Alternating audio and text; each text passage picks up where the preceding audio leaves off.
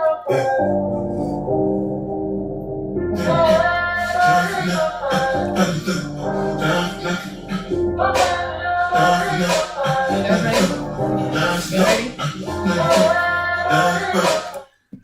everyone! Say hi.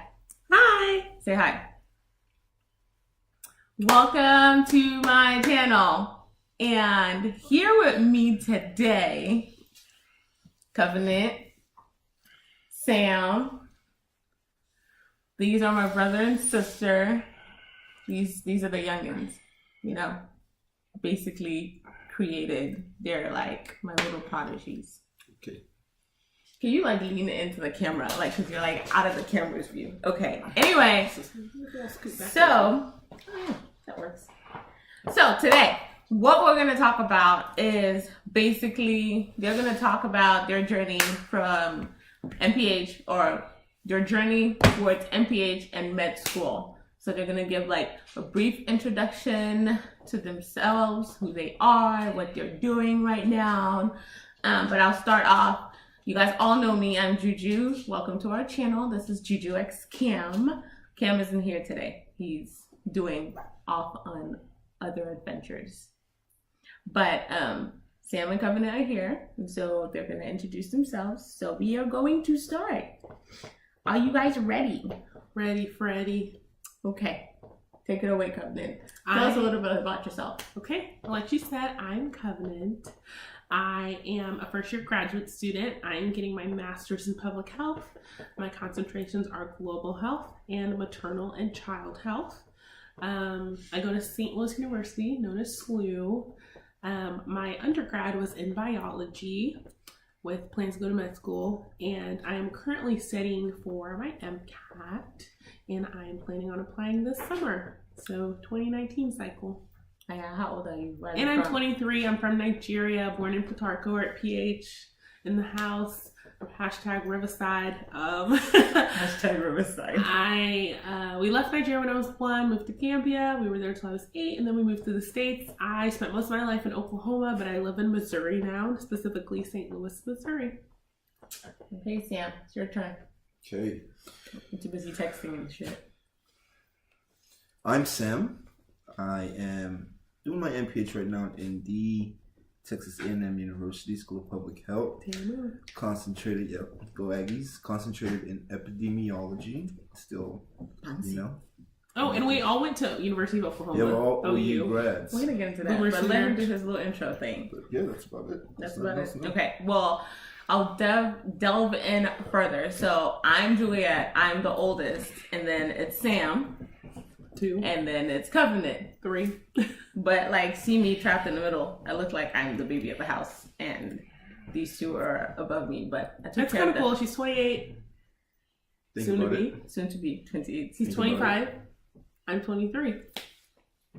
I basically mommied them from day one. I don't know about that. Okay. Don't forget, I was the one that let you fall out of the bed. This is true. She did let me not back then. Okay. Follow-up question. So where did you guys do your undergrad?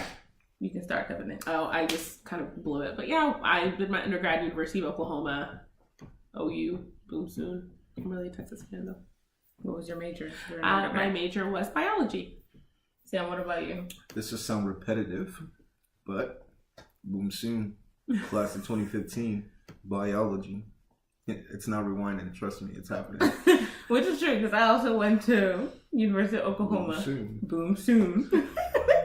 But I was in biology. I was health exercise science, so I was the different one. But it's okay. That's another story for later shot. So what was the end goal for your major, Sam? Biology. Sorry, Covenant. Let's start with Sam this time. End goal for my major. Medical school.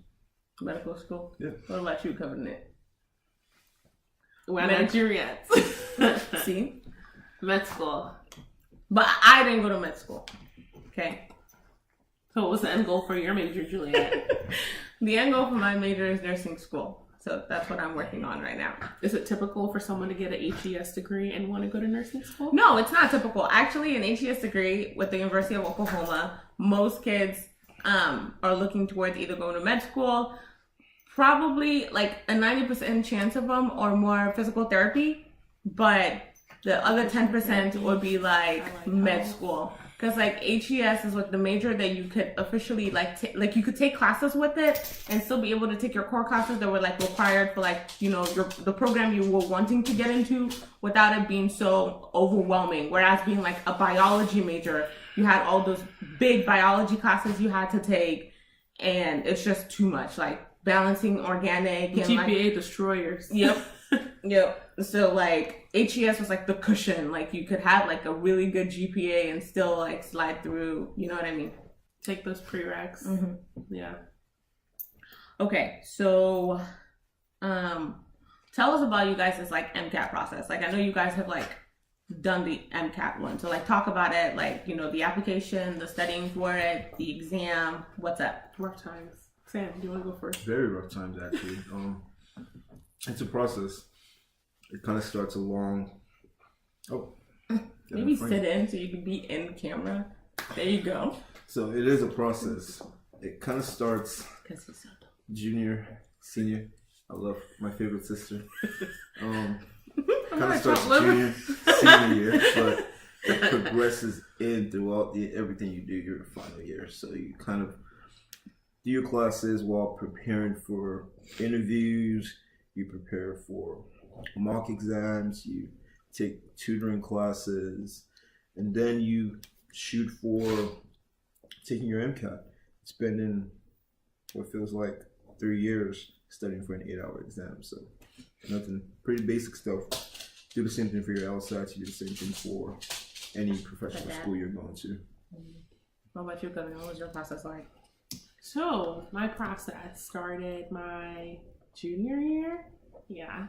And the university was offering an MCAT prep course, and I thought it'd be a good idea to take it because the course was about $900 and Kaplan is like $2,500 or something. And actually, if you guys don't know, if you qualify for financial aid, like if you max out financial aid or you get a significant amount of financial aid, you actually qualify to get a 50% reduction of Kaplan. So it would be about $1,300 as opposed to $2,500. Just a little tidbit. And with Kaplan, they actually send you the books and stuff, so you pay that money and you get everything. I'm also plugging Oikos, so call me. Yes, but I us. ended up getting the one at OU because it was in class every Saturday, and I was like, oh, like this is something I can dedicate the time to. I can go do it. But long story short, it was a scam. It was a waste of my Saturdays. I got nothing out of it. They expected us to read like ridiculous amounts of chapters and then come to class, and people who had never taken the MCAT would teach us about the MCAT, and I was just like, this is horrible. So anyway, that was the time. So I wouldn't necessarily call it a scam. So it was a scam. I wouldn't call it a scam. I would say it was structured poorly. The structuring of the classes, the way they expected it to go, wasn't really a thought out. It was kind of like the Fire Festival. Yeah, call it the Fire Festival of MCAT prep. Yeah, so it wasn't the best idea. What you were sold wasn't what you got, but I think that if you were able to dedicate, it was kind of one of those things where you essentially didn't want, like you had to not be in any other classes that semester to just dedicate the time to be able to read the amount of like books that you needed to read to be prepared for Saturday. So if you're a student, which I was a student at the time, I was in like 15 or 16 hours and I had a job, I was working 20 to 25 hours a week, and you're telling me I got to come on Saturday and have read 150 pages, it's just not going to happen. But, so I'd say do your research, get into a program like an MCAT prep course, because those really are beneficial. Like with Kaplan, if you take it and you don't get the score you want, you actually can retake their course for free.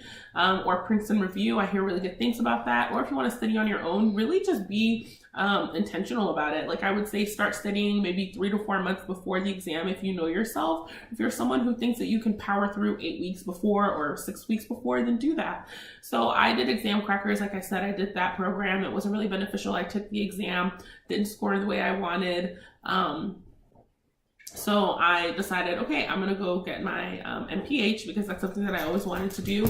And in that time, I will study for the MCAT. So I'm actually in the process of studying for the MCAT again. I am still using Exam Crackers, but I actually also purchased Kaplan because being in an MPH program, I've realized that I'm kind of far removed from my hard sciences, but my psych and soc are really where they're benefiting, my chem bio chem are suffering. So Kaplan is more in depth, whereas Exam Crackers is more of a review. So I bought the 4th edition Kaplan books, and I'm using those now. And yeah, I'm pretty much studying like 7 hours a day, Mondays and Fridays, and I'm going to incorporate some other days during the week. And I plan to take the exam probably in April or May, so we'll let you guys know when I do that. I've taken it before. It's a toughie. That's all I can say. Okay. So right now, both of y'all are in MPH school. And so like what Masters in Public Health with concentration in what, Sam? Epidemiology. Which you're wanting to do what with it? So like what would an epidemiologist do? Thank you. Yeah. Epidemiology kind of focuses on infectious diseases in the public health sector. So infectious diseases, dealing with communities, outbreaks, kind of studying all that kind of stuff. Basically doing everything you can do for the greater good of the population. So I would want to, if I decided that this was where I wanted to go and just said, forget the MCAT, forget medical school, I would be an epidemiologist. I could be able to work at hospitals, at local healthcare, state capital healthcare departments. Health departments. So, epidemiology and immunology kind of go hand in hand in a way. The thing I like about epidemiology is it doesn't take me as far away from my science as some other concentrations might. So I'm still kind of in that realm, but I also have to find myself steering away from it to focus on core science stuff, because a lot of stuff relates back to public health and kind of lose a little bit of connection sometimes. Okay, so Governor, you're doing Masters of Public Health.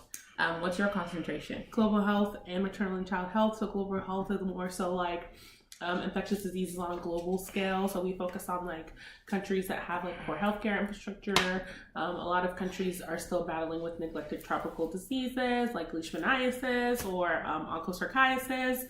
So like we kind of focus on things like that, places where people need vaccinations still. And then the maternal child health aspect is more so like health for women and children. As well, I believe this, I'm gonna say it. I believe that a healthy mother and a healthy baby are the foundation of a healthy society.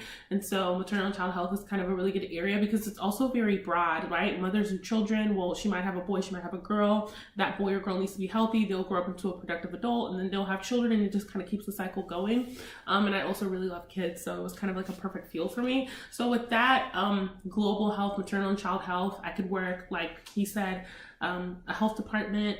With the global aspect though, it kind of opens more doors globally. So I could work with an organization like WHO, I could work with an organization like the CDC. So it kind of opens the door to do things outside of the United States if that's kind of the route that I wanted to take. I would say though, with a concentration like global health, maternal and child health, if you really wanted to work for an agency like WHO or CDC, I would recommend getting some kind of like certification in epidemiology or biostatistics, because those data management skills and data analysis skills like coding and inputting data and being able to like essentially transcribe it and translate it are things that would be really beneficial to you if you wanted to work for that kind of agency, kind of multilateral agency. Okay, so MPH, how many schools did you apply to, Sam? And like, what was like the interview process for you? For master's programs, I applied to 3 schools. Which were? Texas A&M, Hopkins. What was I applied to? UNT. Yeah. The interview process, there was no interview process. You kind of fill out your application, you write a bunch of essays, and then you send it in, and you wait for them to contact you. And you're pretty much just hoping that your essay and your resume can speak for itself. Someone has a cold. Excuse me. I really thought she drove for a second. No, it's gross. Okay, Governor, so MPH, how many schools did you apply to, and what was your like interview process like, or application process like? I applied to Johns Hopkins, UNT, Dartmouth, and SLOU, St. Louis University. What about Drexel?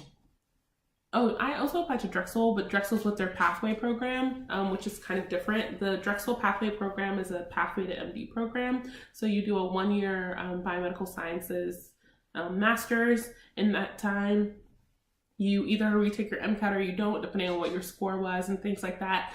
The criteria is that you have to score 3.2 GPA at the end of the program. And if you do that, and if you retake your MCAT, or if you were already fine in the MCAT department, you automatically matriculate into their medical program the next year. And that's in Drexel University in Philadelphia. So I interviewed there. It was an in-person interview. It's like a med school interview. For UNT, I did not interview. I just applied, did my essays, and then you get your acceptance or denial letter. For Dartmouth, it was actually a 2-step process. I applied, I did a phone interview, I was waitlisted, and then I ended up getting in. For Hopkins, I applied and just didn't get in flat out. And for SLOU, it was the same thing. I applied, I did 2 phone interviews, and I ended up getting in. Okay, so if you guys had advice for like an undergrad out there who wants to be like an MD, like who's like pre-med major, and like right now they're like sitting there struggling with some class, and you're like on the verge of like oh my giving God, my up. GPA is a 3.6. Right. And what advice do you have for that person? I'd say just your GPA. I'd say as long as you stay above like a 3.2, right? You have hope. Okay. I would say that if you have taken the MCAT, or you're planning on taking it, or you're taking practice exams and you're scoring low, keep your options open. And by that I mean really look into a DO program. You know, there's absolutely nothing wrong with being a DO. As a DO, you're still a physician. You are still a doctor. You can still specialize. You can still help people. If that's your end goal, it shouldn't matter if at the end of your name is MD or DO, because you're still a doctor. People are still going to refer to you as Dr. Blank. Second, I would say there are a lot of programs like Drexel, which I mentioned, that have pathways. So Drexel has a pathway program, 1 year biomedical sciences, and then you automatically get into their medical program if you meet the requirements. Morehouse has a 2+4 program. That one is a 2-year biomedical sciences program with automatic acceptance into their medical program. Georgetown has a program like that. Ohio State has a program like that, and theirs is actually just in the summer. So you do a summer program, and if you meet whatever their criteria is, you start med school in August. Not Boonshoft, Case Western has a program like that. So really look into schools that offer these things, because a lot of people end up like, they're like, okay, I applied, I didn't get in, I'm just gonna go IMG. There's nothing wrong with going IMG, but with IMG, it's difficult to match a residency program. So really exhaust your options. And if you don't want to do anything like that, do a master's program. It boosts your CV. You look better because you have a master's degree at this point. On top of your bachelor's, honestly, grad school is not that hard. Okay, your GPA is going to, okay? And you'll just look better, and it'll prepare you more. And maybe everyone thinks I want to be a doctor. Maybe you'll go do a master's in social work and you're like, wow, this is really what I want to do, because you're still helping people. Mm-hmm. So in a way, it might kind of open your eyes to see like, is this what I really want to do? And also I would say find like a nonprofit organization that does medical, like free medical care, and actually volunteer there, because that will really open your eyes to, do I really want to help people? Because as a physician, you're going to help people in disadvantaged communities, and a lot of these people haven't had access to healthcare for a really long time, and they might come in and they might feel bad, and they might have, you know, they're not going to look the best. And if you're able to go there and enjoy that experience, then that's really like, that's your niche. You want to be a physician and you want to help people in disadvantaged communities, and use that to your advantage. Write about that in your personal statement. Because with medical school, if you can get an interview and you can sell yourself, you're in. So you just have to get that interview. You just have to be, yeah. Even if you don't have the numbers, but try to have one number. You know, if your GPA is like a 3.2, try to get like a 5.05. You know, Boonshoft. You know, really look at your HBCUs if you're someone of color. Mm-hmm. And if not, still, even if you're not a person of color and you really identify with the mission of the school, even if it's an HBCU, apply. Because a lot of the times they have, I would say their metrics are a little bit more geared towards people who might not have those super strong numbers. Like, for example, Wash U, they want a 517 MCAT, whereas Boonshoft wants a 503. So just really think about that when you're applying. Apply smartly. Okay, so I just want to drop this in here. The Eleanor girls know how to talk because she just goes off, and Sam's all short and sweet. Do this, do that. You got it. And she's all I just like to give detail. A, B, C, D, E, F, G, H, I. Cross all my T's and dot all my I's. Don't say I didn't tell you something. Okay, Sam, do you have anything to add on top of everything Covenant just said? No, Covenant's like a walking encyclopedia. So if you need information, go to her. Hit me up. I went to her a lot of times when I was in my process because I knew what I needed to know. But if I really wanted to cross my T's and dot my I's, Covenant was the person to go to because she would read everything from top to bottom, and I just take what I need to know. So my biggest thing is, first off, make sure you're doing it for the right reasons. If you're in it for the money, there's so many other ways to go about to make money that you without getting into debt, without hurting without killing yourself. Yeah, so if it's for the money, trust me, there are 100 billion things you can do and be way richer. Just be an engineer. 4 years, you graduate and get a job, $80,000 a year, easy. Absolutely. At 22, absolutely living. And another thing, don't be afraid to ask for help. I think that's a big thing that people in the field forget, is that they feel like they're superhuman and must do everything on their own. Ask for help. Ask someone who's done this before you. Ask someone who's going through the process just like you are. They might know something that you don't, and it'll be beneficial to you. So always ask for help. Don't be shy. Doesn't make you less of a person. Doesn't make you needy. You're bettering yourself in the process. And if you fail, don't be discouraged. Yeah. If you apply and don't get in the first round, honestly, a lot of people don't talk about the fact that not everybody gets in on the first round. Like, it's actually rare to get in on your first application cycle.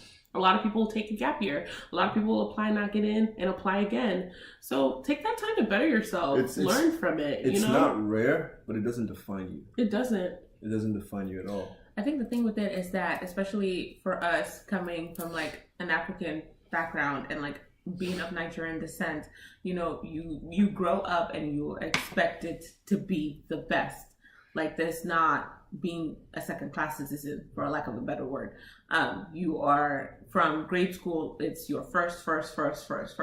And so like grade school through high school, yeah, that's easy. But then you get into the pool that is college, which I like to like think about it as like, like a little tadpole pond, and they take you out of there and like drop you into the ocean, and it's like sink or swim. And so like now you're like facing this big bad world on your own, and it's like you're walking in there and you're like, yeah, I got this. I kept a 4.0 in high school. How hard this is going to be? And then you go through some of these core classes that are required. OChem. Yeah, right. OChem. And so you go there and OChem literally just wipes you. And you walk out of there that first exam and you're like, what is life? You know what I mean? You start like doubting yourself, and it's like, am I a failure? Am I not smart enough? And it's like all this pressure, it like gets enhanced. And then it's like you can, knowing that you're Nigerian, like failure is not an option. So it's like, I'm failing my class, I'm going to disappoint my parents, and all these things just that, brewing in the back of your mind. And it adds pressure. It adds like an enormous amount of pressure on a person. But just know that you're not the only one out there. There's so many of us that have done like testimonials like this to talk about it. Yeah, you feel the pressure, but don't give up. If that's what you want to do, strive for it. Fight for it. Work hard. Ask for help. Especially that. Ask for help. It doesn't make you any less of a human being. It doesn't make you any less smarter. Like, someone else might have a different way of getting around to the answer than the way you're working at it. You know what I mean? You don't need to run headfirst into the wall. You could just attack the wall with a sledgehammer, and maybe you're not thinking about that. And someone had that answer. So like asking for help, especially, and then just being dedicated to it. Like, if you don't try at all, then I can't help you. Yeah, just feeling at that point. You really have to work for it. Nothing comes easy. Nothing in life comes easy, especially nothing that you want. And if this is something that you're really saying that you want, you're going to have to dedicate the time. You're going to have to. And if you are someone who you just feel like you have to dedicate extra time, dedicate the extra time. That's just happens to be how you're, and don't look at the person next to you. Don't say, oh, well, my friend only studies for 30 minutes and she gets A's and I study for 4 hours. Okay, then you gotta study for 4 hours. That's just what you gotta do. Don't compare yourself to other people. No one's journey is the same. Okay. Back to my monologue. Lastly, always network. Networking is very important. You need to know people. You need to be able to, you need your letters. Number one, you can't wait till the end and be like, "Oh my god!" Oh, I talked to that one teacher once. Yeah, right. build relationships with the people you come From across day with, from one. your professors to whoever you shadow. But network. Let them know you. Let them know what your story is. Let them know what your process is. Let them know who you are, not just as a student, but as an individual, because that's gonna carry you a long way. Because you don't know 3 years down the line where you're gonna run into someone who might know that person, and what they vouch for you is gonna be what defines you as a professional. So, network. That's so important. It doesn't hurt to talk to people. They might be your superiors or whatever, but they went through the process just like you did. They understand your struggle. They're not gonna judge you for asking them. They actually welcome that stuff, and that's one thing I had to train myself to, was to know that asking someone or speaking or a professional or a professor wasn't a bad thing. Like, they welcome students to do that. They want you to get to know them so they can get to know you more. So always network. Okay, so I mean, I think that's like really valuable advice with everything that they've had to say. They were just in town for the weekend prior to like my birthday weekend, which is like next weekend coming up. So I had to like 29. I had to sit 28. 28. Wow, you're making me age more than I am. So like I really wanted them to sit down and kind of like talk about their process, because like the more people talk about it, the more other people out there can like, you know, maybe have a smoother process. Yeah, you know? and a lot of the information I have now, and I wish I had, you know, 3-4 years ago. But let's all help each other get to our end goal. So yeah, so this was like fair, right?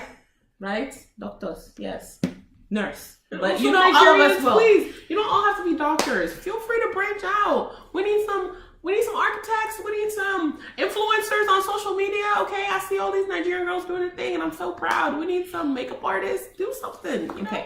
For all the Nigerian parents, moms that are gonna come for her, not me. Let your child be a fashion designer if they want. Is it Gianni Versace? He made all kinds of money. We still wearing Versace. It's $5,000 a pop. Okay. Anyway, so this video was like very serious, but like hopefully the next time that they're in town, we'll do like a less serious version of this video. We'll just kind of like talk about us and our upbringing, and maybe we'll have some updates. Right, and have some updates about how their journey is going. There might be some but it's been real. Stay tuned, guys. There'll be more things to come. Subscribe to her channel. Yes, plug your sister.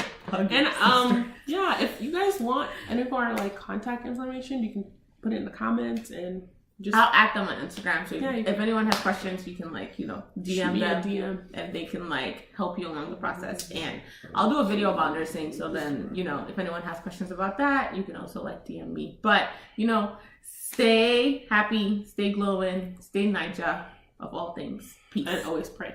Okay, bye. Bye. Bye.